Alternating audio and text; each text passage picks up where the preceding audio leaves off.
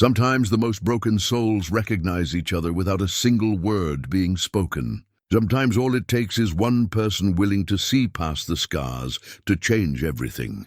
Up in the Sierra woods lived a dog that had killed its last owner.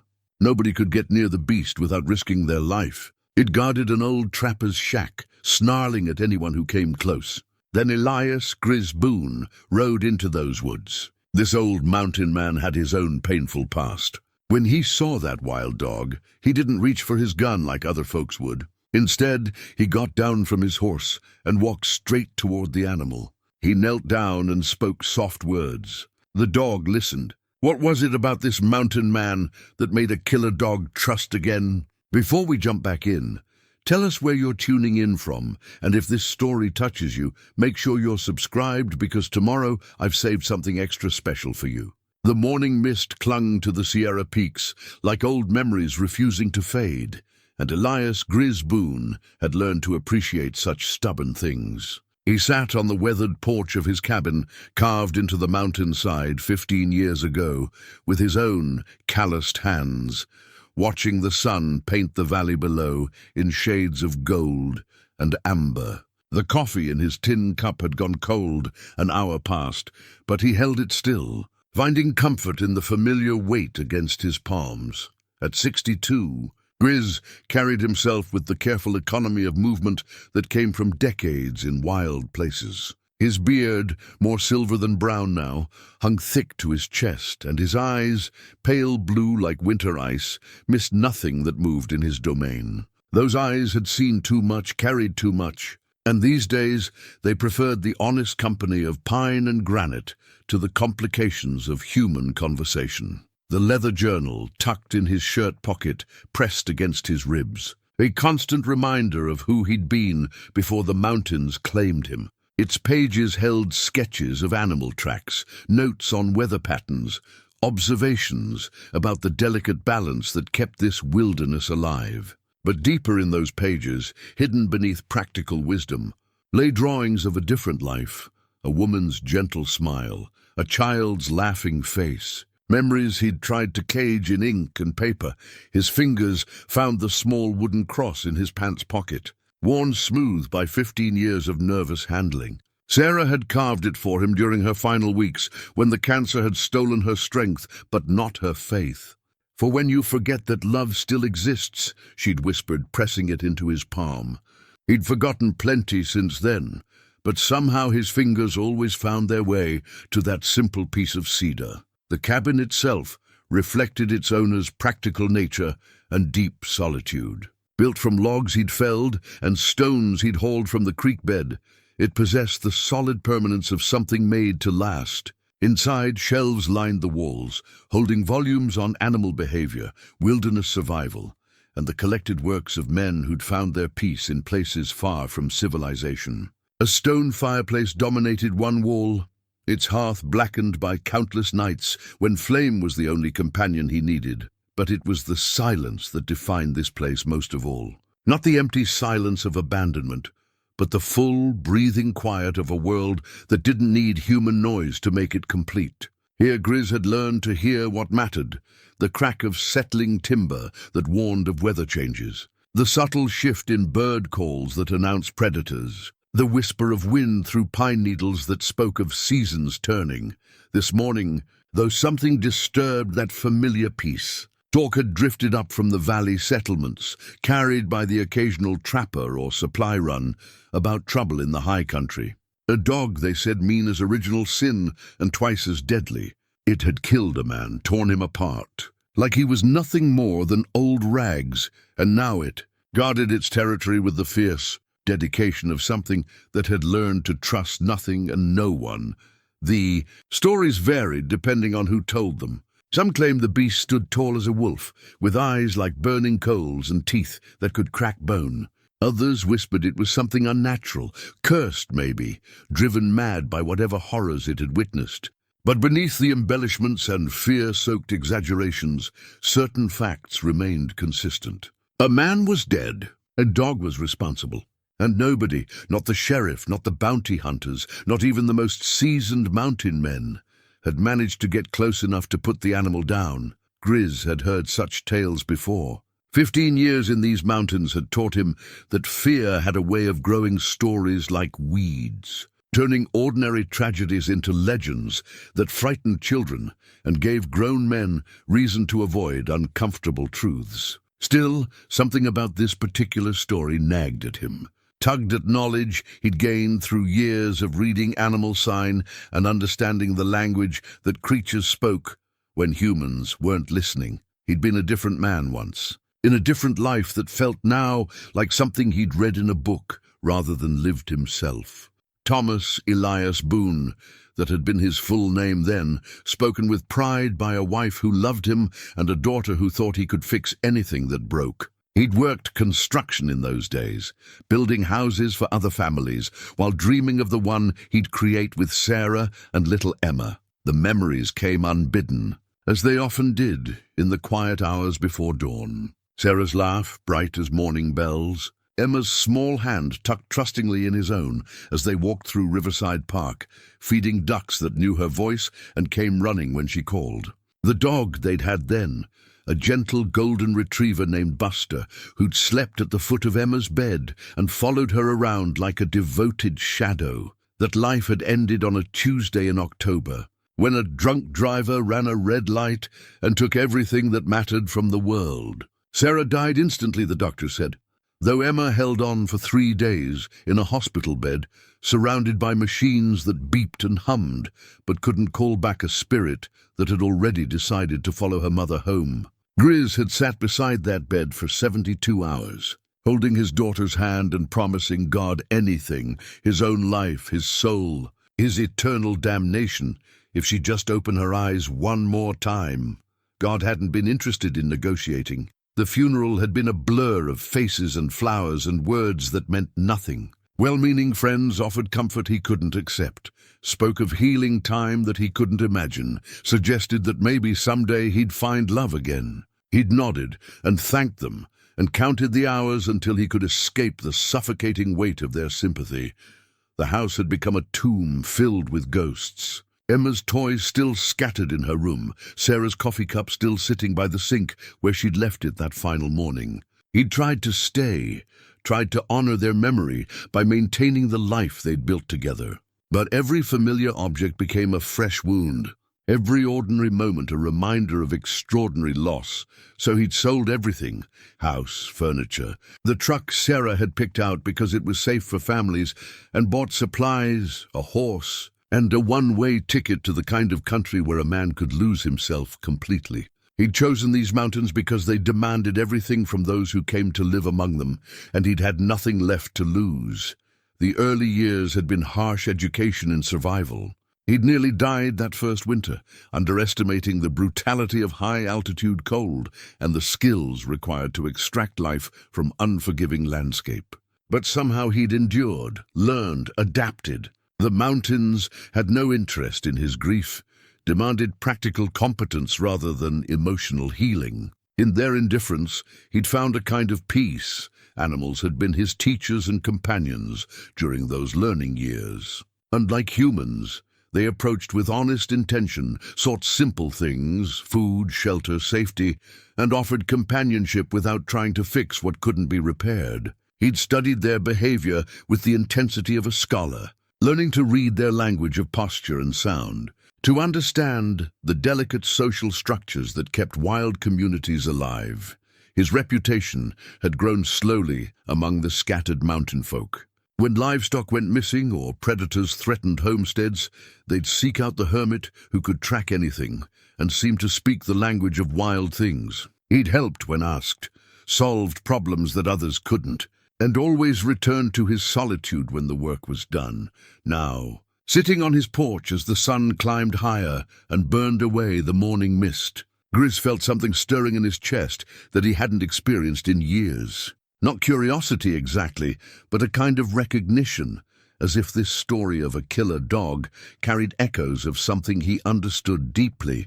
Pain, perhaps. The kind of hurt that turned love into rage, trust into violence, hope into the desperate need to keep the world at a safe distance. He drained the cold coffee from his cup and stood, joints protesting the movement with the honest ache of accumulated years. Inside the cabin, he gathered supplies, dried meat, basic medical kit, his rifle, and the leather journal that had become his constant companion. If he was going to investigate this situation, he'd do it properly, with the patience and preparation that had kept him alive in wild country as he saddled his horse, a steady mare.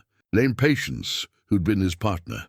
For 8 years, Grizz found himself thinking about Buster, the golden retriever who'd been Emma's devoted friend. That dog had understood something profound about loyalty and love, had possessed an intuitive wisdom about human nature that seemed almost supernatural. When Emma died, Buster had stopped eating, had lain by her empty bed for days until grief finally stopped his gentle heart. Maybe that's what drew him toward this story of a killer dog. Maybe he recognized something of Buster's grief, twisted into rage by circumstances he couldn't yet understand. Or maybe he simply needed to know whether redemption was possible for creatures that had learned to trust only their own capacity for violence. The ride to the high country would take most of the day, through terrain that challenged both horse and rider. But Grizz had time and patience, and a growing certainty that this encounter would matter in ways he couldn't yet predict. Sometimes the broken found each other across impossible distances, drawn by shared understanding of loss and the faint hope that healing might still be possible. He guided Patience onto the narrow trail that led toward the peaks, leaving behind the safety of his known world for whatever waited in the high timber. Behind him, smoke rose from his cabin's chimney, a thin grey line against the morning sky that would guide him home when this business was finished. Ahead lay uncertainty, danger, and perhaps the answer to questions he'd been carrying for 15 years. The mountains watched him go with their eternal patience, keeping their secrets until he proved worthy of understanding them. The smell reached Grizz before he saw the clearing, a mixture of charred wood, old death, and something else that made Patience snort and sidestep nervously beneath him. He dismounted 50 yards from what had once been a trapper's cabin, now reduced to blackened timbers and a stone chimney standing like a grave marker against the afternoon sky. But it wasn't the burned structure that commanded his attention. It was the creature standing guard among the ruins. The dog was larger than he'd expected, built like a wolf, but carrying the distinctive markings of a German shepherd mix. Its coat, matted and scarred, showed patches of black and tan beneath layers of dirt and dried blood. But it was the animal's posture that told the real story. Ears flat against its skull, lips pulled back to reveal yellowed fangs. Every muscle coiled with the tension of something that had learned to strike before being struck. The beast had noticed him immediately, as he'd known it would. Its pale yellow eyes fixed on him with the intensity of a predator, evaluating threat and opportunity. A low growl rumbled from its chest, not loud, but carrying the kind of menace that made smart animals flee and foolish ones freeze in terror. Grizz remained perfectly still, his hands visible and empty, his breathing slow and controlled. Years of working with traumatized animals had taught him the language of approach, how to appear non-threatening, while maintaining the quiet confidence that earned respect. Rather than inviting attack, "Easy now," he said softly, his voice carrying no further than the space between them. "Nobody's here to hurt you." The dog's growl intensified, and it shifted positions slightly, placing itself more directly between Grizz and whatever it was protecting in the ruins. The movement revealed old injuries, a pronounced limp in the left hind leg, scarred patches where fur would never grow again, and something wrong with the way it held its head that suggested damage to one ear, moving with deliberate slowness. Grizz secured Patience's reins to a sturdy pine and began his approach. He'd learned long ago that the difference between success and disaster in such encounters often came down to reading the signs that animals couldn't hide.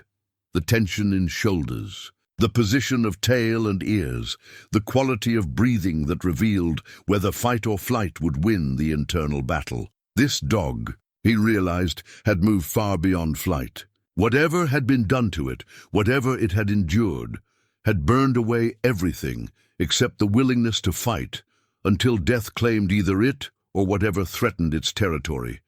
20 yards. The growling stopped, replaced by something more dangerous, absolute silence. The animal had shifted into hunting mode, calculating distance and angles, preparing for violence. 15 yards. Grizz could smell the dog now, the rank odor of an animal that had lived wild for months, mixed with the metallic scent of old blood and the sharper tang of infection from untreated wounds. 10 yards. The dog's muscles bunched, preparing to spring. Grizz knew he had perhaps 3 seconds before those fangs found his throat. Instead of retreating, he did something that violated every instinct the animal expected. He sat down. The sudden change in elevation confused the dog's attack calculations. It shifted weight but didn't charge, yellow eyes fixed on this strange human who refused to behave like prey or predator. "I know," Grizz said quietly, his voice barely above a whisper. "I know what it's like when everything that mattered gets taken away." The dog's ears twitched, not in submission, but in the first faint sign that it was actually listening to the words, rather than simply evaluating threat. "I know what it's like to hurt so bad that anger seems like the only thing keeping you alive." He reached slowly into his jacket and withdrew a piece of dried venison from his supplies. The movement caused the dog to tense again, but when no weapon appeared, only food, confusion replaced aggression. Grizz tossed the meat halfway between them and settled back, making no move to advance further. The dog's nostrils flared as the scent reached it, and for the first time, hunger warred with suspicion in its expression. It was then that Grizz noticed the object partially buried in the ash near the dog's feet, a tarnished, star-shaped piece of metal that caught the afternoon light. A badge. He'd seen enough of them to recognize the worn brass of a deputy sheriff's emblem, blackened by fire, but still visible beneath the debris. The pieces of the story began assembling themselves in his mind. A lawman, probably investigating reports of trouble at this remote cabin. A confrontation that had gone wrong. Fire, whether accidental or deliberate, consuming the evidence of whatever violence had occurred here. And a dog, left behind to guard the grave of the man who had probably come to arrest or kill its owner. "Tom Hackett," Grizz murmured, remembering the name from conversations overheard in town. A deputy who'd disappeared 3 months ago while following up on reports of poaching in the high country. They'd found his horse wandering riderless, but never the man himself. The dog's reaction to the name was immediate and heartbreaking. Its aggressive posture crumpled into something resembling grief, and a sound emerged from its throat that was neither growl nor whine, but something deeper, the voice of loss that transcended species. Grizz felt recognition pierce his chest like a blade. This wasn't a killer protecting territory. This was a mourner standing vigil over a grave, driven to violence by the same desperation that had once made him consider ending his own pain with the rifle that still hung over his cabin's fireplace. "He was trying to help you, wasn't he?" Grizz said, understanding flooding through him as he read the story written in ash and sorrow. "Hackett found you being mistreated, tried to intervene, and when the shooting started, you protected him the only way you knew how." The dog approached the offered meat with cautious steps, never taking its eyes off Grizz, but no longer radiating the promise of immediate violence. When it reached the venison, it sniffed carefully before gulping it down. Not the feeding behavior of a well-cared-for animal, but the desperate consumption of something that had learned to take food whenever it appeared. As the dog ate, Grizz studied the ruins more carefully. Bullet holes in the remaining timber told part of the story, but it was the pattern of the fire damage that completed his understanding. The blaze had started inside the cabin and burned outward, exactly what would happen if someone had tried to destroy evidence of violence, to make a murder look like an accident. The dog finished the meat and retreated a few steps, but its posture had changed. The coiled aggression had softened into wariness, and something that might have been hope flickered in those yellow eyes. "What's your name, boy?" Grizz asked, though he suspected the animal had been nameless for long enough that such human concepts had lost meaning. In the wild, identity became simpler: predator or prey, threat or safety, alive or dead. He spent the remaining daylight hours at the edge of the clearing, moving slowly, speaking softly, and occasionally offering food from his supplies. The dog accepted these offerings, but maintained its distance, watching with the intensity of something trying to solve a puzzle that had no clear answer. As evening approached and the mountain air grew cold, Grizz made his decision. He wouldn't return to his cabin tonight. Whatever had happened here, whatever violence had shaped this animal's understanding of humans, it had created a situation that demanded patience and time to unravel. He set up a simple camp at the tree line, far enough away to avoid threatening the dog's territory, but close enough to maintain the fragile connection they'd established. As he built a small fire and prepared his bedroll, he could feel those yellow eyes watching his every movement, evaluating, calculating, trying to understand why this human had chosen to stay rather than flee. The night sounds of the high country settled around them, the call of hunting owls, the rustle of small creatures in the underbrush, the whisper of wind through pine branches. But beneath these familiar voices, Grizz heard something new, the soft padding of footsteps as the dog circled his camp, maintaining its watch, but gradually drawing closer to the warmth of human fire. By morning, he knew, everything would change. He could feel it, in the way the animal's breathing had gradually synchronized with his own, in the subtle shift from pure survival to the first tentative recognition that perhaps, after months of solitary grief, it didn't have to face the world entirely alone. Some bridges, Grizz reflected as sleep began to claim him, could only be built one careful step at a time. And some of the most important crossings happened between souls that had learned to trust nothing but their own capacity to endure pain. Tomorrow, the real work would begin. Dawn arrived with the soft grey light that mountain folk learned to treasure, and Grizz woke to find the dog sitting 30 feet from his camp, watching him with those unblinking yellow eyes. The animal had maintained its vigil through the night, close enough to observe, but far enough to escape if this strange human proved to be another source of danger. Grizz moved slowly as he rekindled his fire, every gesture deliberate and non-threatening. The dog's ears swiveled to track each sound. The scratch of flint on steel, the whisper of kindling catching flame, the soft bubble of coffee beginning to boil in his tin pot. These were domestic sounds, peaceful sounds, and he could see the animal's confusion as it tried to reconcile them with its learned expectation of violence from human beings. The heavy rawhide collar around the dog's neck told its own grim story in the morning light.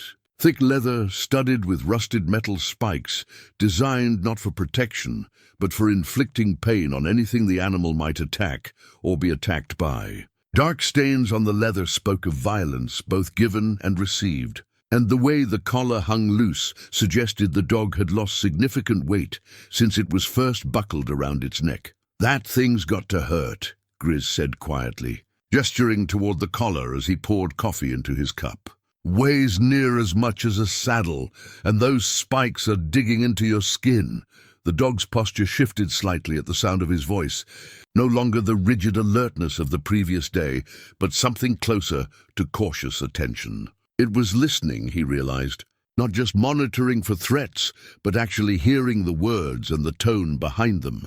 Grizz had seen this progression before, in the early days of his mountain life, when he'd encountered animals that had been mistreated by humans. The healing began not with trust. That would come later if it came at all, but with the gradual recognition that not all human contact ended in pain. It was a delicate process, requiring patience that most people didn't possess and understanding that couldn't be rushed.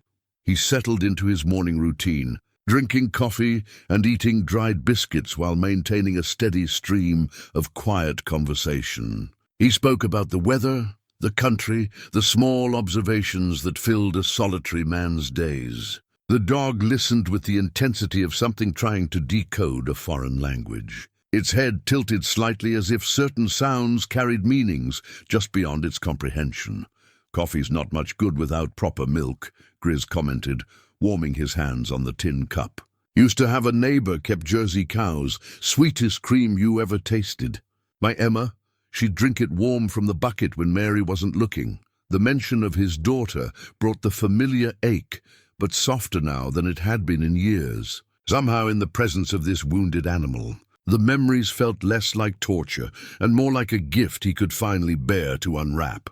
After breakfast, he began the process he'd learned through years of working with traumatized creatures. Food would be the bridge between fear and acceptance, but it had to be offered without expectation, without any attempt to use hunger as leverage for compliance. He placed a portion of dried meat on a flat stone halfway between his camp and the dog's position, then retreated to tend his fire.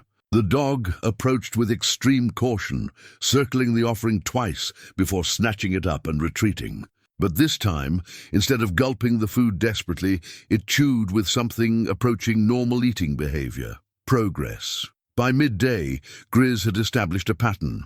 Food offered at regular intervals, always placed in neutral territory, never used as bait to draw the animal closer than it was willing to come. Between feedings, he went about the practical business of making a more permanent camp, gathering firewood, setting up a lean-to for shelter, checking his supplies. The dog watched every movement with professional interest, and Grizz found himself remembering his father's old hound, Blue, who had possessed the same quality of intelligent observation. Blue had been a tracker, bred for the kind of patient persistence that could follow a cold trail for days without losing focus. This dog, beneath its trauma and defensive aggression, showed signs of similar breeding. "You're a working dog, aren't you?" Grizz mused as he arranged stones for a better firing. "Got that look about you. Shepherd mix, I'd guess, maybe some hound thrown in for tracking. Somebody spent good money on your bloodlines before they went and ruined you with that damned collar." The dog's ears perked forward at the sound of his voice, and for a moment Grizz caught a glimpse of what the animal might have been before cruelty reshaped its nature. Intelligence flickered in those yellow eyes, the kind of deep understanding that made some dogs almost human in their ability to read intention and emotion. As afternoon wore into evening, the dynamic between them began to shift in subtle ways. The dog still maintained its distance, still watched with the wariness of something that had learned never to fully trust, but the rigid tension had eased. When Grizz moved around his camp, the animal's head followed his movements without the immediate preparation for flight or fight that had characterized their first encounters. During the third feeding of the day, something remarkable happened. Instead of snatching the offered meat and retreating immediately, the dog remained near the stone where Grizz had placed the food. Not close. Still a good 15 feet separated them, but stationary, eating while keeping the human in sight rather than fleeing to consume its meal in private. "That's it," Grizz said softly. "Careful not to make any sudden movements that might shatter this fragile moment of progress. Nothing here to hurt you. Just a tired old man who knows what it's like to lose everything that matters." The dog finished eating and sat back on its haunches, and for the first time since their initial encounter, it wasn't poised to run or attack. It was simply present, sharing the same space without the constant calculation of threat and response that had defined every previous interaction. As darkness settled over the mountain clearing, Grizz prepared for his second night in this strange camp. He'd told himself he would stay only long enough to understand the situation, to determine whether the animal could be helped or would need to be put down for everyone's safety. But somewhere during this day of patient waiting and careful observation, the mission had changed. This wasn't just about a dangerous dog anymore. It was about recognition, the way broken things sometimes found each other across impossible distances, drawn by shared understanding of pain and the faint hope that healing might still be possible. He banked his fire for the night and settled into his bedroll, acutely aware of the dog's presence in the darkness beyond the circle of firelight. The animal had chosen a position closer than the previous night, close enough that he could hear its breathing. The occasional shift of position as it settled for sleep, some bridges, Grizz thought as exhaustion began to claim him, were built one stone at a time. And sometimes the most important construction happened in silence, in the gradual accumulation of moments when violence didn't occur, when presence didn't automatically mean pain. Tomorrow would bring new challenges, new opportunities to earn the fragile trust of a creature that had forgotten how to hope. But tonight, for the first time in months, neither he nor the dog would sleep entirely alone. The third morning brought clouds that promised snow, and with them a new concern that changed everything.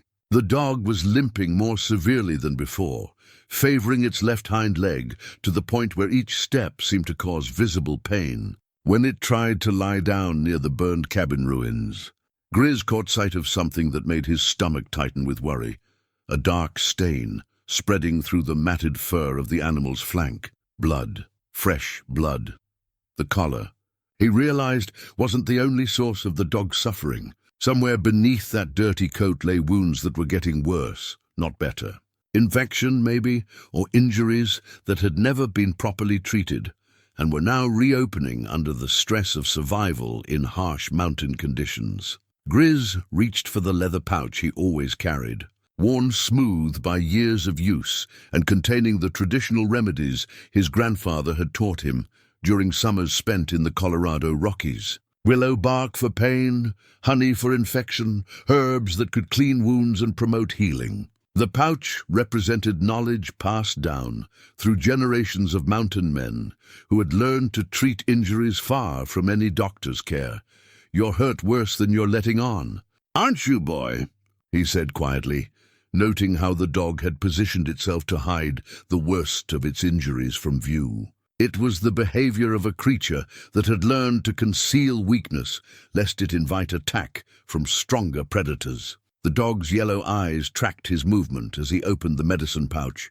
But there was something different in its gaze today. Not the wild alertness of pure survival mode, but a kind of exhausted resignation that suggested it was reaching the limits of its ability to endure alone. Grizz had seen this transition before, in animals pushed beyond their capacity to fight. It was the moment when the body's need for healing began to outweigh the mind's insistence on self-protection. Dangerous in some ways because it made creatures unpredictable, but also the only opening that allowed real help to be offered. "I'm going to need to get closer," he told the dog, his voice carrying the calm authority he'd learned to project when dealing with injured animals. "Can't help you from over here, and you're not going to last much longer without proper care." He began his approach with the patience of someone who understood that rushing would undo days of careful progress. 5 feet. The dog tensed but didn't retreat. 4 feet.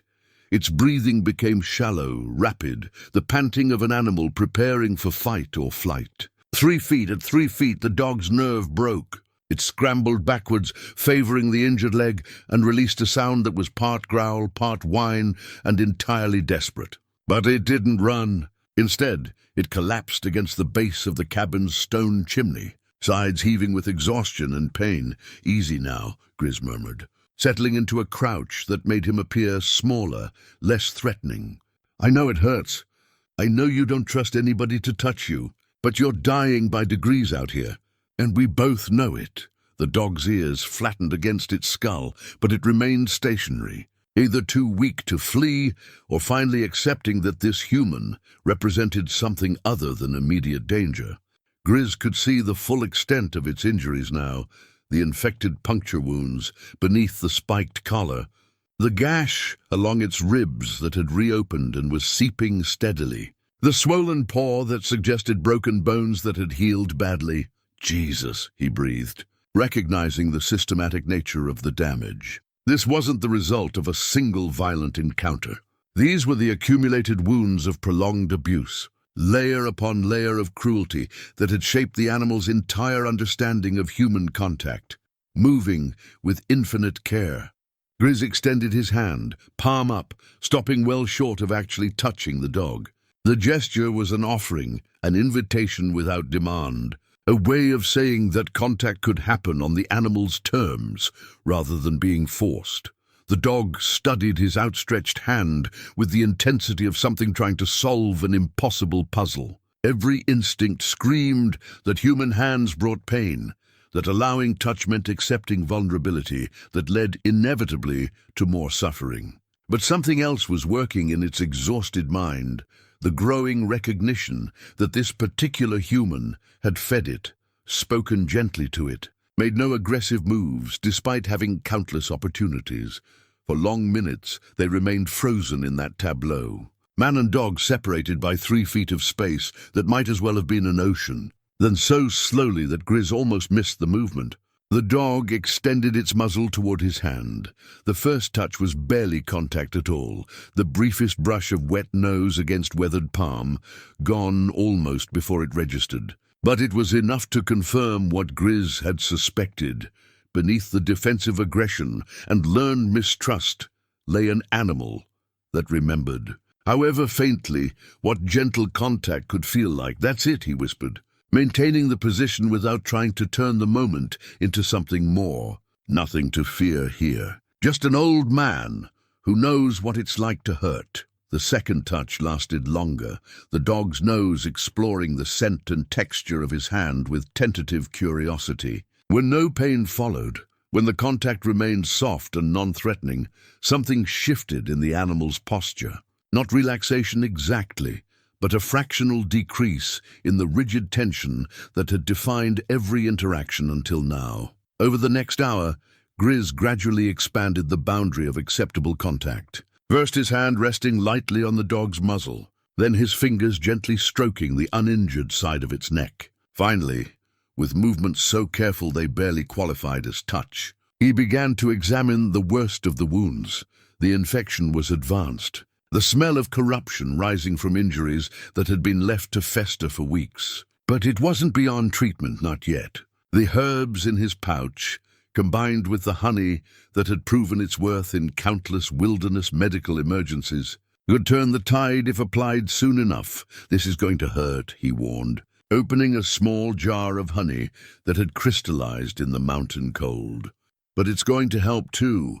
Sometimes healing and hurting happen at the same time."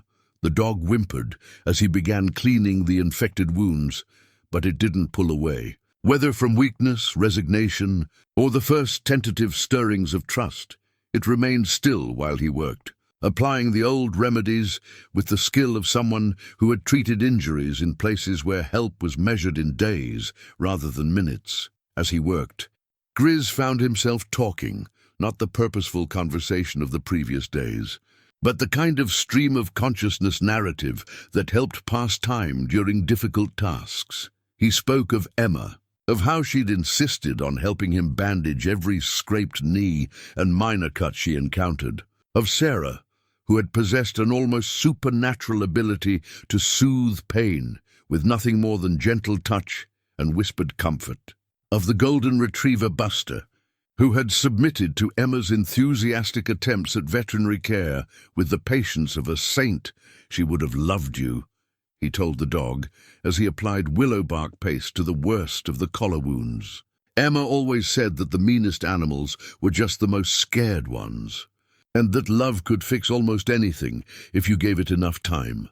The dog's breathing had steadied during the treatment, and when Grizz finally sat back to assess his work, he found those yellow eyes watching him with something that might have been gratitude. The immediate crisis had passed, but the real healing, physical and emotional, would take time he wasn't sure either of them possessed. Snow was beginning to fall, and winter in the high country came early and stayed late. Soon this clearing would be buried under feet of snow, accessible only by snowshoes or not at all. Decisions would have to be made about shelter and supplies and whether a damaged dog could survive what the mountains would throw at them in the months ahead. But those were concerns for tomorrow. Tonight, as the first flakes drifted down through the pine branches, man and dog shared the warmth of a campfire while the healing began in earnest.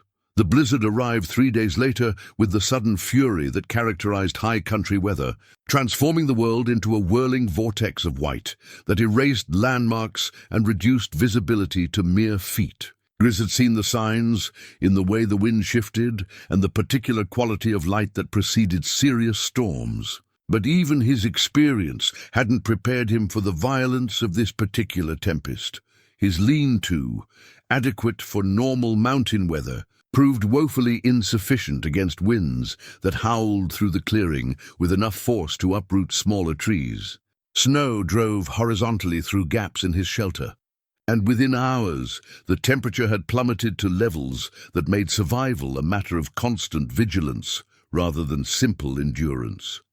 The dog, whom Grizz had begun thinking of as Shadow for the way it followed his movements at a distance, had sought refuge beneath an overhang of fallen timber near the cabin ruins. But as the storm intensified and snow began accumulating in dangerous drifts, it became clear that their separate shelters wouldn't be enough to keep either of them alive through the night.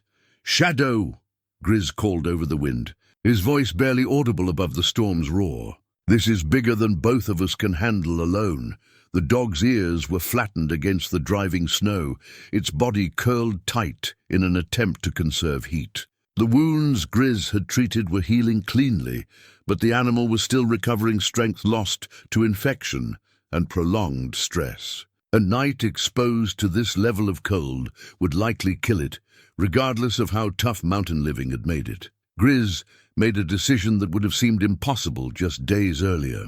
Abandoning his inadequate lean-to, he gathered his essential supplies and began constructing an emergency shelter large enough for both man and dog. Using techniques learned during his harshest winters in the mountains, he built a snow cave against the largest remaining wall of the burned cabin, reinforcing it with salvaged timber and his own tarp. The work was exhausting in the thin air and driving wind, but it was also familiar. The kind of desperate construction that had kept him alive during his early years in the mountains when inexperience had left him, caught in situations that tested the absolute limits of human endurance. Shadow watched these preparations with growing anxiety, clearly understanding that the human was struggling against forces beyond normal control, but uncertain whether this represented opportunity or additional threat. The dog had learned to distrust change, to view any alteration in routine as a potential prelude to violence. "I know you don't want to be enclosed with me," Grizz panted as he shaped the shelter's entrance to minimize wind penetration. "But we're going to freeze separately if we don't work together tonight." When the shelter was complete, crude but functional, large enough for two bodies but small enough to retain heat, Grizz faced the delicate challenge of convincing a traumatized animal to enter what might feel like a trap. Everything in Shadow's learned behavior screamed against accepting confinement with a human, even one who had proven benevolent. The solution came from an unexpected source: Grizz's own exhaustion. After hours of construction in brutal conditions, his body simply gave out. He crawled into the shelter not as part of some elaborate strategy to entice the dog, but because he literally couldn't remain upright any longer. Shadow, watching from its increasingly inadequate refuge, was faced with a choice between certain death from exposure and the unknown risks of sharing confined space with the human who had been feeding and treating it. The decision took nearly an hour, during which the storm continued to intensify and snow began accumulating around the dog's position with alarming speed. Finally, driven by the simple arithmetic of survival, Shadow approached the shelter entrance. Every movement radiated reluctance and ready flight, but the alternative had become unacceptable. The dog paused at the threshold, meeting Grizz's eyes in a moment of communication that transcended species. "I know," Grizz said softly. "I wouldn't want to be trapped with me either, if I'd been through what you have. But sometimes trust is just another word for having no choice left." Shadow entered the shelter with the careful precision of something expecting ambush at any moment. But instead of the violence it had learned to associate with human proximity, It found only warmth and the steady breathing of a man too exhausted to represent immediate threat. The night that followed was a masterclass in gradual adjustment. Initially, Shadow maintained position near the entrance, ready to bolt at the first sign of aggression. But as hours passed and the shelter filled with the shared warmth of two bodies, practical considerations began to override learned fear. The dog was still weak from its recent injuries, and the combination of pain medication from Grizz's herbs and the sudden warmth after days of exposure created a drowsiness that gradually overcame vigilance. By midnight, Shadow had moved closer to the human sleeping form, drawn by the simple animal need for warmth in a hostile environment. Grizz woke several times during the night, always careful not to make sudden movements that might trigger panic in his companion. Each time, he found Shadow a little closer, the dog's defensive positioning slowly giving way to something approaching companionship. Not trust exactly, that would take much longer to develop, but the recognition that survival sometimes required unlikely alliances. Morning revealed a transformed landscape. The storm had deposited nearly 3 feet of snow in the clearing, burying familiar landmarks and creating a world that seemed both beautiful and deadly. The temperature had continued to drop during the night, and Grizz's breath formed thick clouds in the frigid air when he cautiously emerged from the shelter. Shadow followed him out, moving with obvious stiffness, but showing none of the panic Grizz had feared might result from their enforced intimacy. The dog stood near the shelter entrance, watching as Grizz assessed their situation with growing concern. They were trapped. The trails that had brought him to this clearing were now impassable, buried under snow that would take weeks to melt, even if no new storms arrived. His supplies, adequate for a few days of investigation, wouldn't sustain 2 lives through an extended siege by winter weather. But perhaps more importantly, their relationship had fundamentally changed during that long night of shared vulnerability. Shadow was no longer maintaining the careful distance that had characterized their previous interactions. Instead, the dog stayed within a few feet of Grizz, not seeking contact, but accepting proximity in a way that suggested the beginnings of pack behavior. "Well, boy," Grizz said, watching his breath fog in the bitter air, "looks like we're in this together now, whether we planned it or not." The dog's tail, which had remained rigidly tucked during all their previous encounters, twitched once in what might have been acknowledgement. It was a small gesture, barely visible, but it represented a crack in the wall of defensive isolation that trauma had built around the animal's heart. As they worked together to dig out enough space around the shelter for basic movement, Grizz found himself remembering other partnerships forged in difficult circumstances. His marriage to Sarah, which had deepened during the challenges of Emma's early illness. His friendship with fellow construction workers who had become brothers through shared labor and mutual dependence. Some bonds, he realized, could only be created under pressure, when survival depended on moving beyond individual limitations and accepting the vulnerability that came with relying on others. He and Shadow were beginning to discover what that kind of partnership might look like, built not on dominance or submission, but on the simple recognition that they were stronger together than apart. The mountain winter stretched ahead of them, promising months of isolation and hardship that would test every aspect of their developing relationship. But for the first time since arriving in this clearing, Grizz felt something other than concern about the challenges ahead. He felt hope.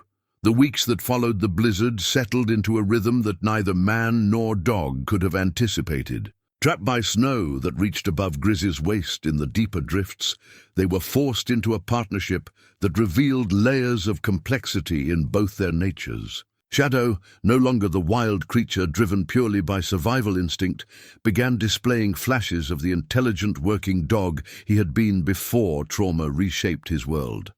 It started with small things. The way Shadow would position himself between Grizz and the wind when they ventured outside the shelter. How the dog's ears would swivel towards sounds that human hearing couldn't detect, providing early warning of the avalanches that periodically thundered down from the higher peaks. The careful way Shadow would test the snow's stability before Grizz stepped onto potentially dangerous ground. These weren't learned behaviors, but instincts awakening from dormancy, the gradual return of a dog bred for partnership with humans. Grizz recognized the signs because he'd seen them in his father's hunting. Dogs, the moment when training and genetics converged to create something approaching telepathic, communication between species. But with this awakening came complications that tested both their patience and their developing trust. Shadow had nightmares, violent episodes where he would thrash and snarl at enemies that existed only in traumatic memory. During these episodes, the dog became dangerous again, lost in flashbacks to whatever horrors had shaped his defensive aggression.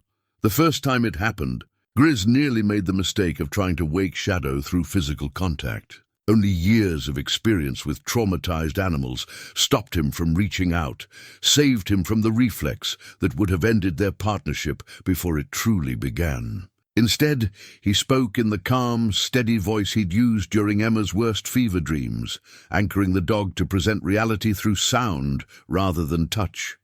"Easy, boy. You're safe now. Whatever's chasing you in there, it can't reach you here."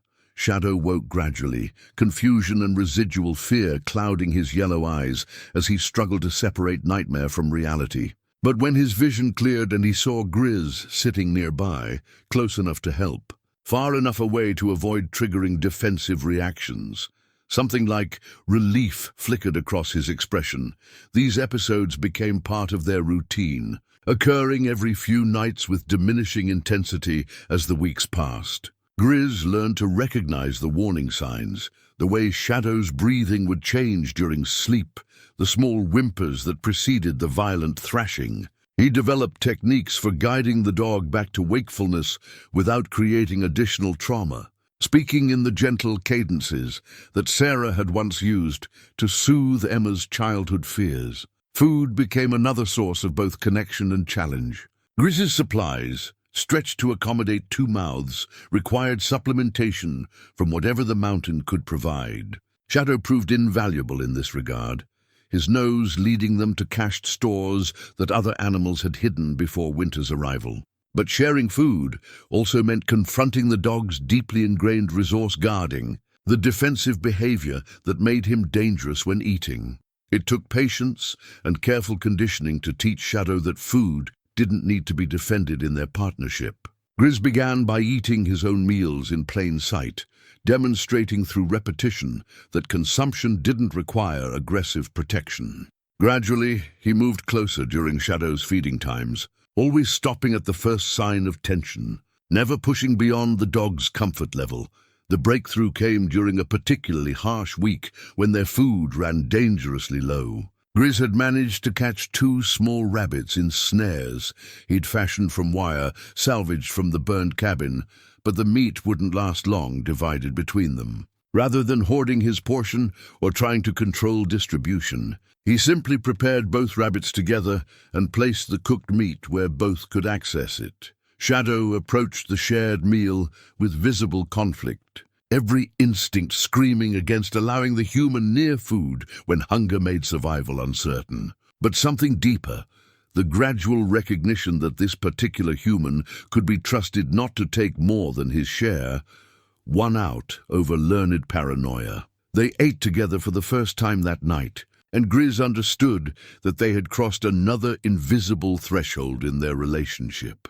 Trust around food was fundamental in the animal world, the foundation upon which all other cooperation was built. As January melted into February and the days began to lengthen perceptibly, their shelter evolved from emergency refuge into something approaching a home.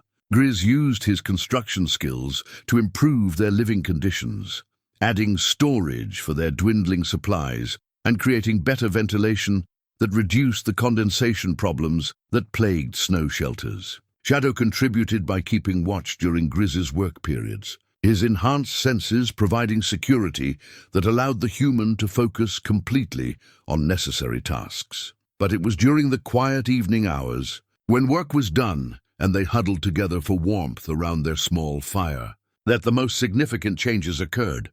Grizz found himself talking to Shadow in ways he hadn't spoken to another living creature since Sarah's death. Not the careful conversation of animal training, but the stream of consciousness, sharing that characterized genuine companionship.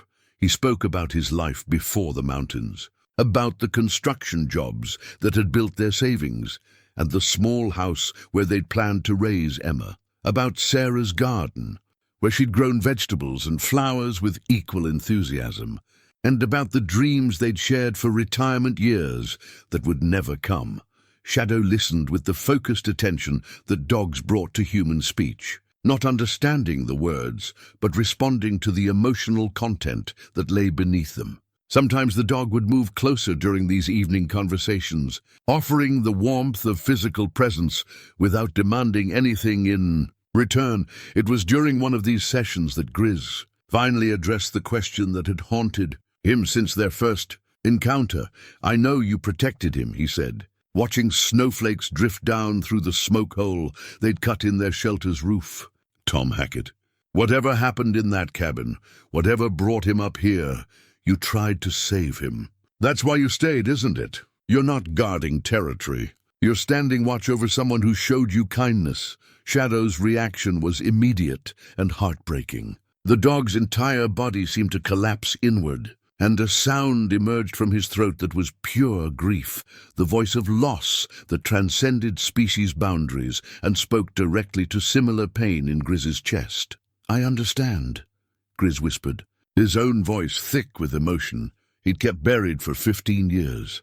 "I understand what it's like to lose the one person who made sense of everything else." That night, for the first time since their partnership began, Shadow chose to sleep pressed against Grizz's side. Not from cold or fear, but from the simple need for comfort that connected all creatures capable of love and loss. They were no longer man and dog sharing space for survival. They had become something rarer and more precious. Two damaged souls helping each other remember what it felt like to trust, to hope, to believe that healing might still be possible even after the world had taken everything that mattered. Outside their shelter, the mountain winter continued its ancient rhythm of storm and calm, cold and wind. But inside, warmed by shared heat and growing affection, the real work of healing continued, one careful breath at a time. The thaw came earlier than expected, arriving with the kind of warm wind that could melt a winter's worth of snow in a matter of days. By mid-March, their clearing had transformed from a white wasteland into a muddy expanse, dotted with patches of emerging grass and the blackened remains of the trapper's cabin. For the first time in months, the outside world seemed accessible again. It was while exploring the newly revealed landscape that Grizz made the discovery that would change everything he thought he understood about Shadow's story. The metal object lay partially buried beneath what had once been the cabin's front porch, revealed by melting snow and spring runoff. At first glance, it appeared to be nothing more than a piece of debris from the fire, a chunk of twisted metal blackened by flame and exposure. But something about its shape nagged at Grizz's attention, triggered recognition that made him dig it free from the mud and examine it more closely. It was a dog tag. Not the military kind, but the civilian identification tags that responsible pet owners attached to their animals' collars. The metal was scorched and partially melted, but enough remained legible to read the engraved information that made Grizz's blood run cold. "Duke," the first line read in block letters. Below that, an address in Fresno, California, and a phone number. But it was the third line that stopped his heart. "Property of Thomas Hackett, Thomas Hackett." Deputy Sheriff Tom Hackett, whose badge Grizz had found in the ashes. The man whose death had created this entire tragedy. But if the dog tag belonged to Tom Hackett, if Shadow, Duke, had been his dog, then everything Grizz had assumed about the situation was wrong. This wasn't a story about a lawman trying to rescue an abused animal. This was something far more complex and infinitely more heartbreaking. Shadow, Duke, had been sitting nearby when Grizz made the discovery, watching with the patient attention that had become characteristic of their partnership. But when Grizz held up the scorched dog tag, the animal's reaction was immediate and devastating. The dog began to shake, his entire body trembling with recognition and remembered trauma. A sound emerged from his throat that was part whine, part howl, and entirely grief-stricken. It was the voice of a creature confronting a loss so profound that it defied comprehension. "Oh boy," Grizz whispered, understanding flooding through him like ice water. "Oh, Duke, he wasn't trying to rescue you from someone else. He was your person, your family." The pieces of the puzzle began falling into place with horrible clarity. Tom Hackett hadn't come to this remote cabin to investigate reports of animal abuse. He'd come here with his dog, probably on a hunting trip or some kind of personal retreat. Something had gone wrong, terribly, violently wrong, and Duke had been left to guard his dead master's body while the cabin burned around them.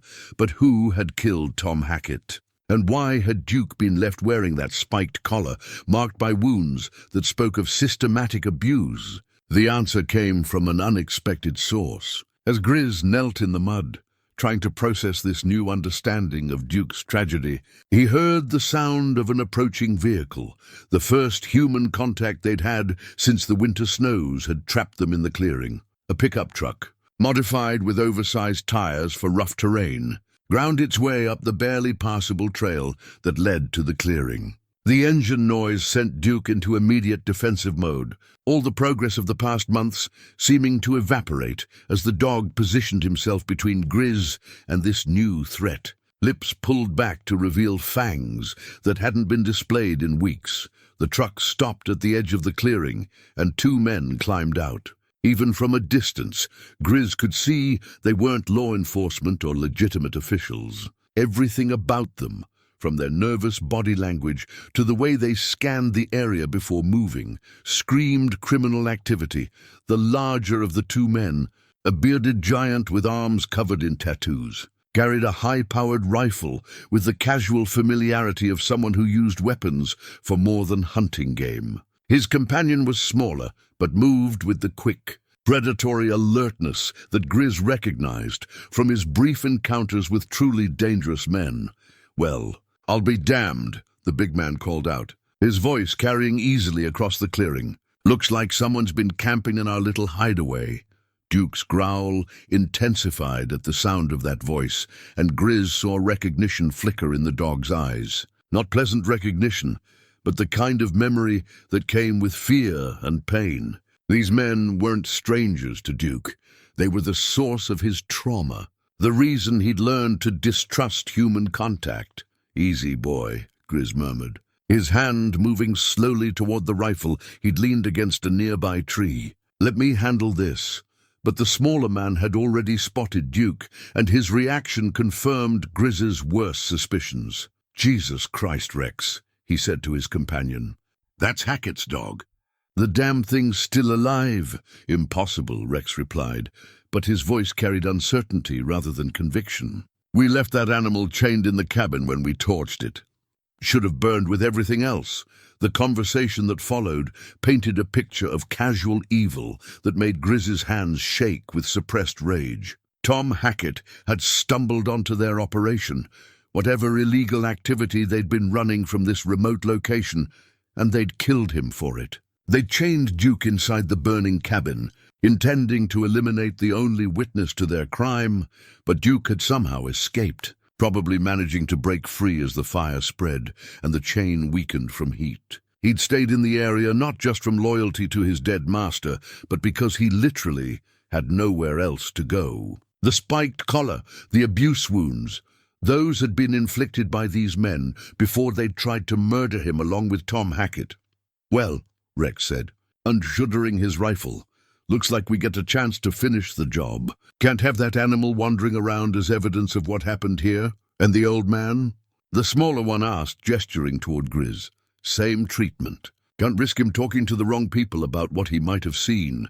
The casual way they discussed murder told Grizz everything he needed to know about the kind of men he was facing. These weren't desperate criminals driven to violence by circumstances. They were predators who killed with the same emotional investment most people brought to swatting flies. Duke had moved closer to Grizz during this exchange, no longer displaying aggression toward his human companion, but rather positioning himself as a partner in whatever defense they might mount. The months of shared survival had created a bond that transcended the dog's traumatic memories of other humans. "You boys picked the wrong day to come back here," Grizz said, his voice carrying a quiet authority that made both men hesitate. "And you definitely picked the wrong animal to try killing twice." The big man laughed, but there was nervous energy beneath the bravado. "Old man, you got no idea what you're dealing with. We killed one lawman already. Adding you and that mutt to the count won't cost us any sleep." "That lawman was this dog's partner," Grizz replied, his hand now resting on his rifle's stock. "His family. And you tried to burn him alive for the crime of being loyal." Duke's posture had shifted during this confrontation, transforming from defensive wariness to something that looked remarkably like calculated aggression. The dog that had spent months learning to trust again was remembering why he'd stopped trusting in the first place. "What you're seeing now," Grizz continued, "is what happens when someone threatens the only family he has left." The smaller man raised his weapon, but Duke was already moving, launching himself across the clearing with the speed and precision of an animal bred for exactly this kind of work. The months of healing and proper nutrition had returned him to peak physical condition, and the loyalty that had made him guard Tom Hackett's grave now focused on protecting the human who had given him back his life. What followed was violent, brief, and decisive. But for the first time since Tom Hackett's murder, Duke wasn't fighting alone. He had a partner who understood the value of loyalty, who knew what it meant to lose everything and find the strength to fight for what remained.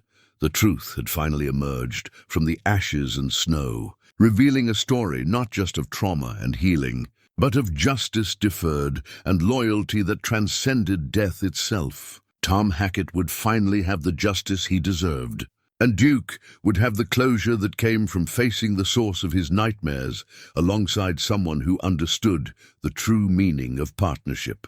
Some bonds, Grizz realized as the confrontation reached its climax, were forged not just in shared survival but in shared purpose. And sometimes the most profound healing came from standing together against the forces that had created the original wounds. The moment after Duke launched himself at the smaller gunman stretched like eternity, filled with the kind of crystalline awareness that came when survival hung on split-second decisions.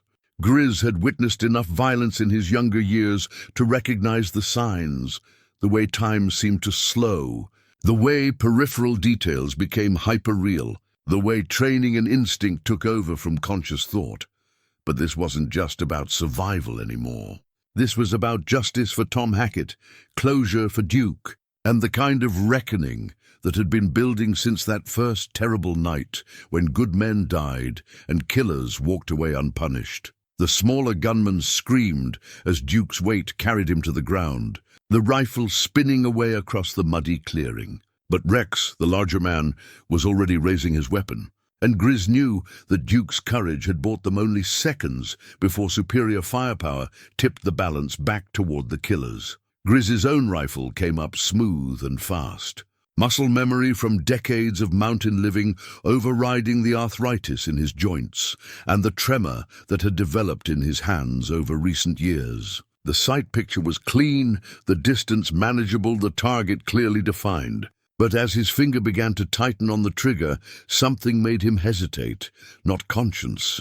These men had forfeited any claim to mercy when they'd chained Duke in a burning building. But strategy. Dead men couldn't answer questions, couldn't provide the kind of testimony that would clear Tom Hackett's name and ensure that justice extended beyond this remote clearing. "Don't move another inch," Grizz commanded, his voice carrying the kind of authority that came from absolute conviction. "Drop the rifle and step away from it." Rex froze, caught between the immediate threat of Grizz's weapon and the ingrained arrogance that had made him believe he could return to this place without consequences.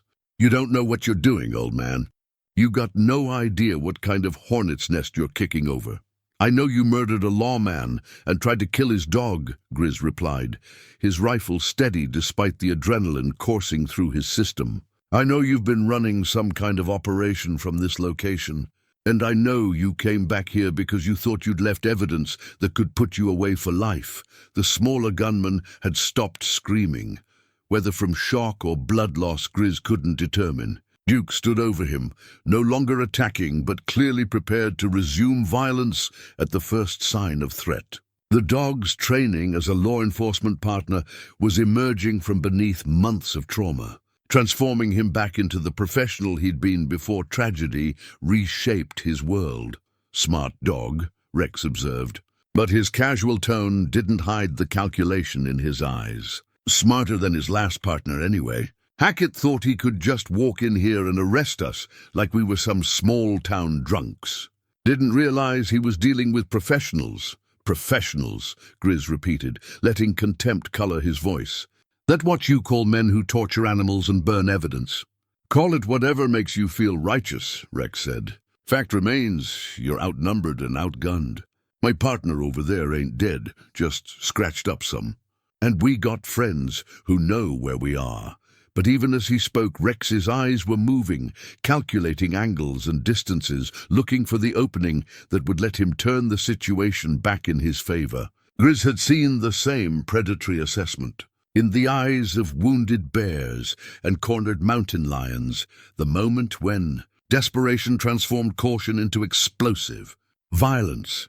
The standoff stretched across several heartbeats, each man waiting for the other to make the first mistake. But it was Duke who broke the stalemate, his enhanced hearing detecting something that human ears couldn't perceive. The dog's head swiveled toward the trail that led down from the clearing, ears pricked forward in the alert posture that indicated approaching movement. A moment later, Grizz heard it too, the sound of multiple vehicles making their way up the treacherous mountain road. Rex's expression shifted from calculating menace to something approaching relief. Told you we had friends coming, he said. Now you got a choice to make, old man. Surrender peaceable-like, and maybe we'll make this quick for you and the dog. But Grizz was listening to the approaching engines with the trained ear of someone who had spent years in remote country, learning to identify threats by sound alone. These weren't the modified pickup trucks or ATVs that criminals might use for backcountry operations. The steady rumble and coordinated movement suggested official vehicles, police cruisers or sheriff's department trucks equipped for mountain terrain. I don't think those are your friends, Grizz said quietly. The first vehicle appeared at the clearing's edge just as Rex realized his mistake. A sheriff's department SUV, followed closely by two more official vehicles and what looked like a state police cruiser. Doors began opening before the engines shut off, and armed officers emerged with the coordinated precision of a planned operation. This is Sheriff Martinez, a voice called across the clearing through a bullhorn. Nobody move. We have the area surrounded. Rex's face went through a series of expressions, confusion, anger, and finally, the desperate resignation of a man who understood that his options had just narrowed to surrender or suicide. His finger twitched toward his rifle's trigger, but Duke's warning growl reminded him that movement would bring immediate consequences. How? Rex demanded, his voice tight with frustrated rage. Grizz nodded toward the muddy ground, where the scorched dog tag still lay where he'd dropped it. Sometimes evidence has a way of surviving, even when you try to burn it.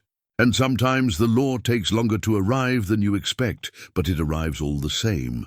The truth was more complex than Grizz was willing to explain, while armed killers still posed a threat. Before the snows had trapped them in the clearing, he'd managed to send word down to the valley settlements about his investigation into Tom Hackett's disappearance. The message had eventually reached Sheriff Martinez, who had been conducting his own quiet investigation into his missing deputy's fate.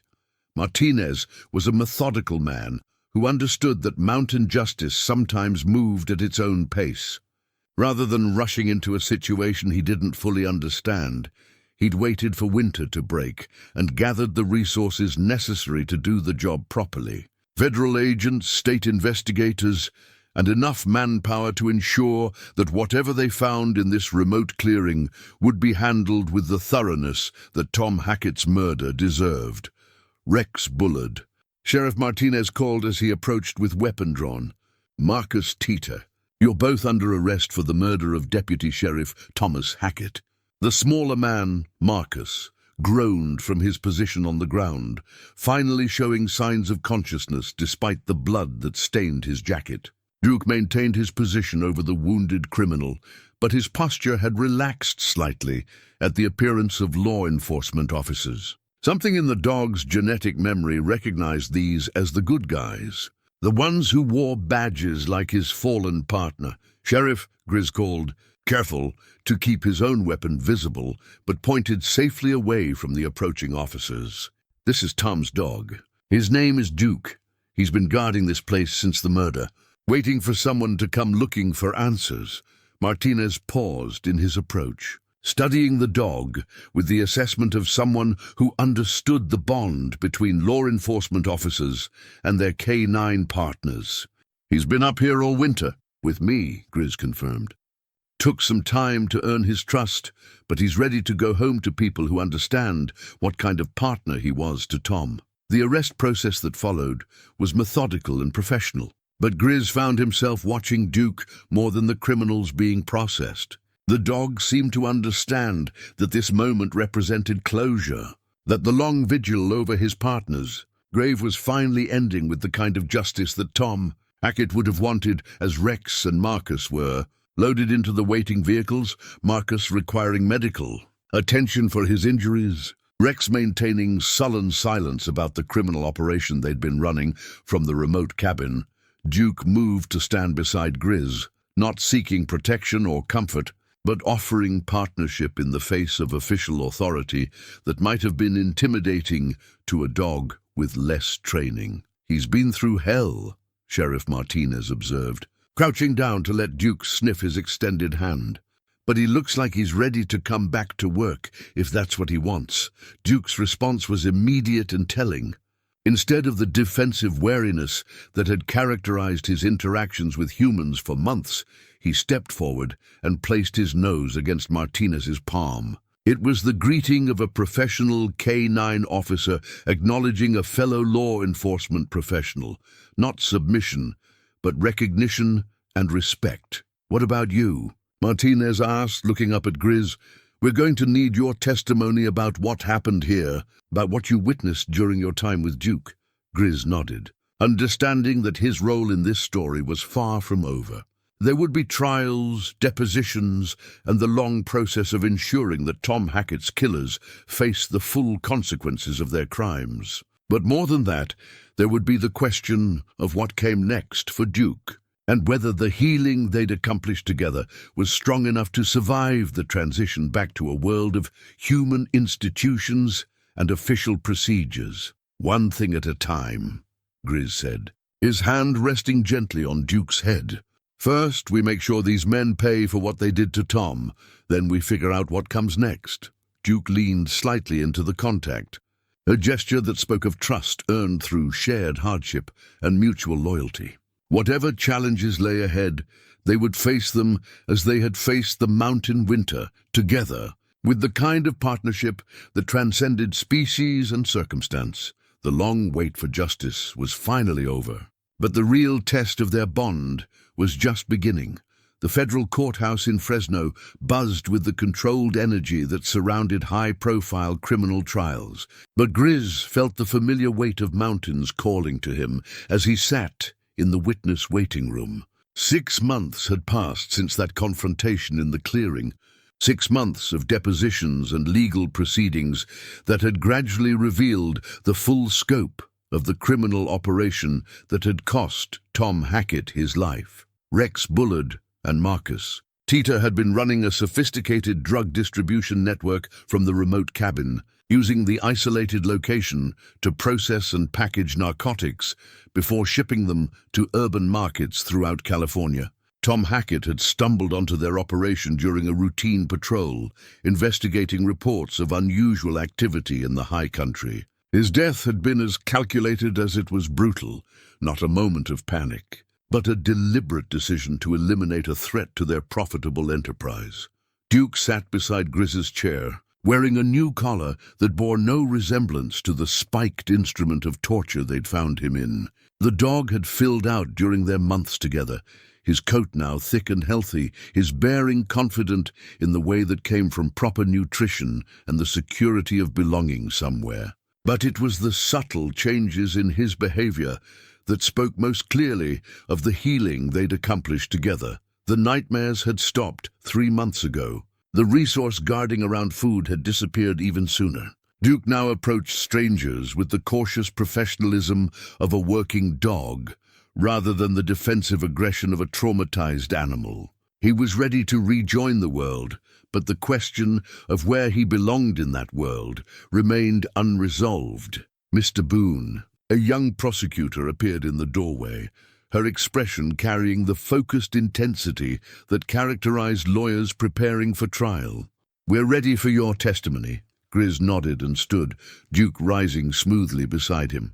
Their partnership had evolved over the months since leaving the mountain clearing, but the fundamental bond remained unchanged. They moved together with the unconscious coordination of creatures who had learned to read each other's intentions and moods.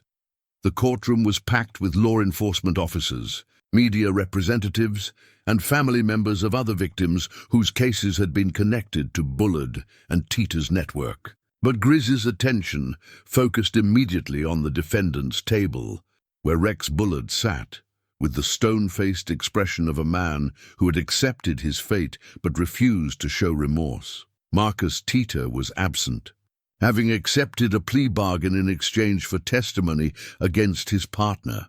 The smaller man's cooperation had provided prosecutors with the detailed information they needed to build an airtight case, but it had also revealed the casual cruelty with which they had planned Tom Hackett's murder.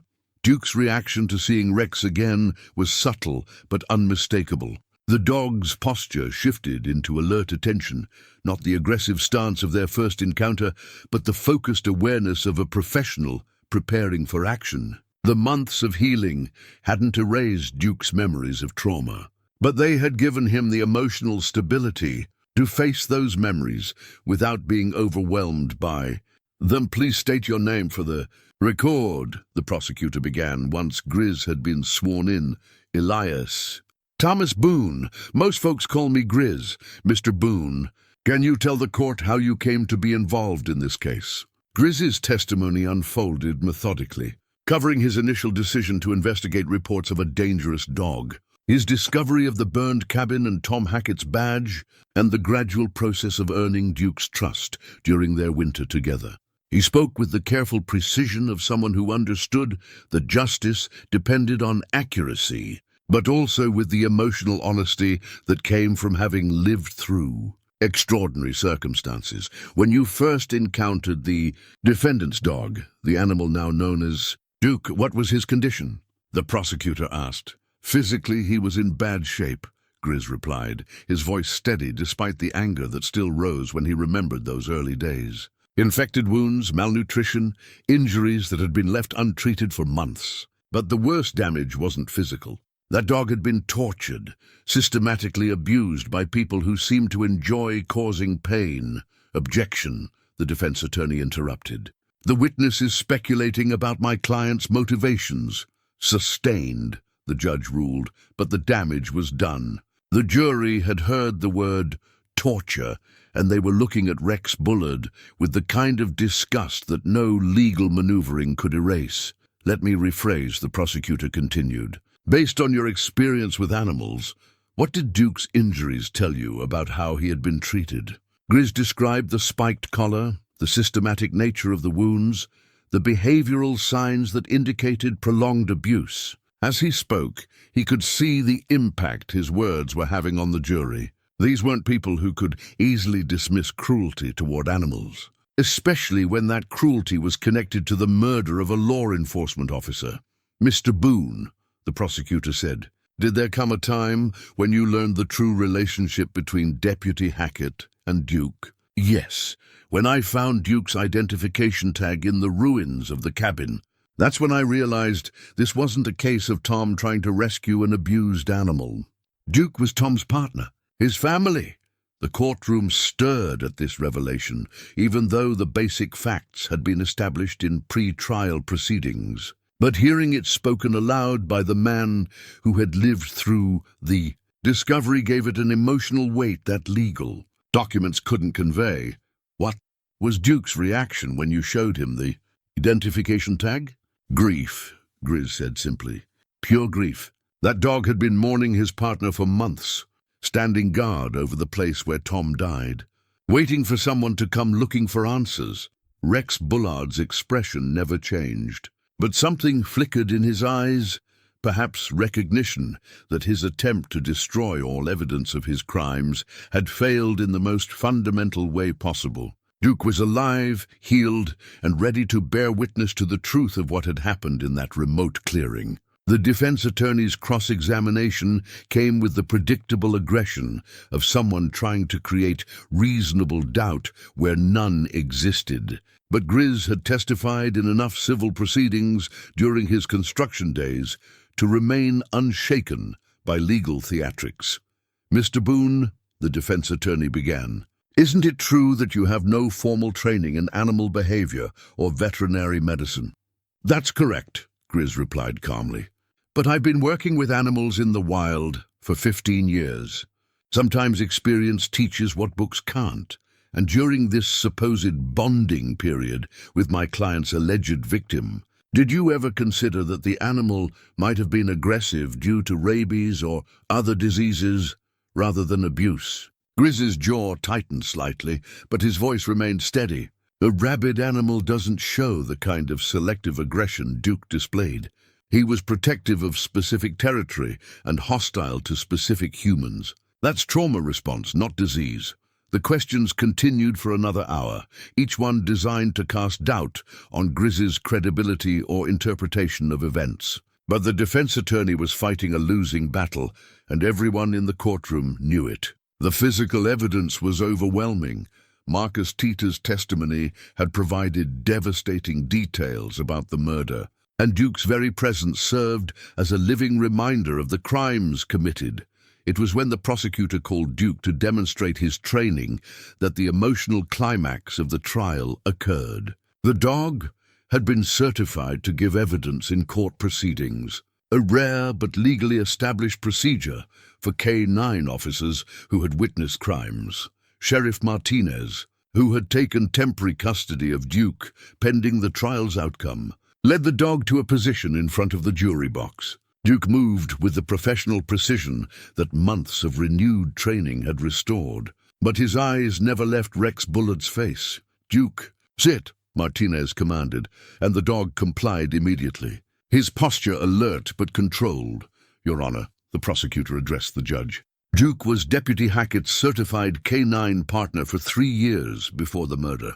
He was present during the events that led to his partner's death and has been trained to identify individuals through scent recognition. The judge nodded. "Proceed, Counselor." "Duke," the prosecutor said, approaching the dog with an evidence bag containing clothing items from various individuals, including both defendants. "Search." What followed was a textbook demonstration of K-9 evidence detection.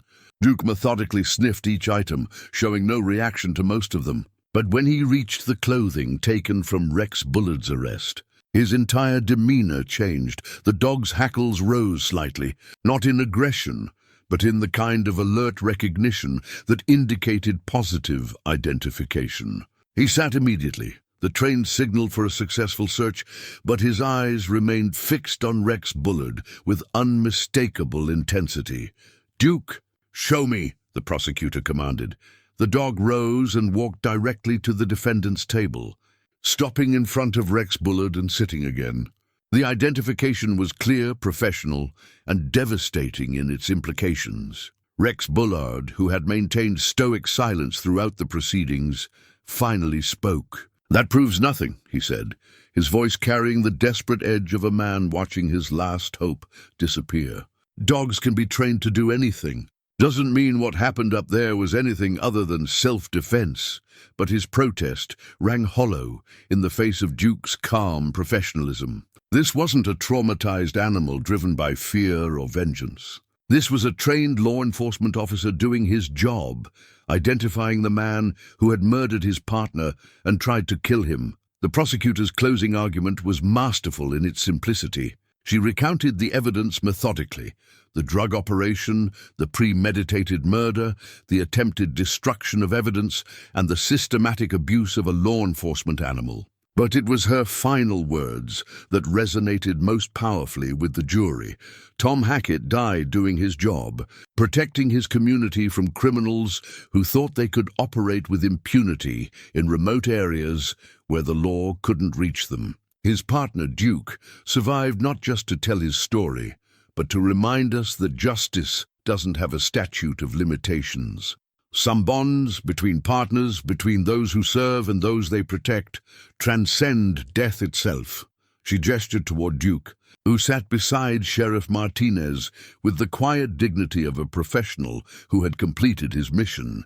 That dog spent months guarding the scene of his partner's murder, waiting for someone to come looking for the truth. He found that someone in Elias Boone, a man who understood that healing and justice could happen simultaneously. Together, they brought Tom Hackett's killers to face the consequences of their crimes. The jury deliberated for less than 2 hours. When they returned, their faces carried the grim satisfaction of people who had reached a decision they could live with. "We find the defendant, Rex Bullard, guilty on all counts," the foreman announced. Rex Bullard's shoulders sagged as the verdict was read, but he showed no other emotion. Marcus Teeter, watching from the gallery where he waited for his own sentencing hearing, closed his eyes and seemed to age 10 years in an instant. But for Grizz, sitting in the back of the courtroom with his hand resting on Duke's head, the moment brought not triumph, but a quiet sense of completion. Tom Hackett finally had his justice. Duke had fulfilled his duty as a law enforcement officer, and somehow, in the process of healing a traumatized animal, Grizz had found a piece of his own soul that he'd thought was lost forever. The long wait was over. Justice had been served, and now they could all begin the process of deciding what came. Next in lives that had been forever changed by tragedy and transformed by the power of loyalty that transcended species and circumstance. 1 year later, the morning mist clung to the Sierra Peaks with the same stubborn persistence that had greeted Grizz on countless other dawns. But everything else had changed in ways both subtle and profound.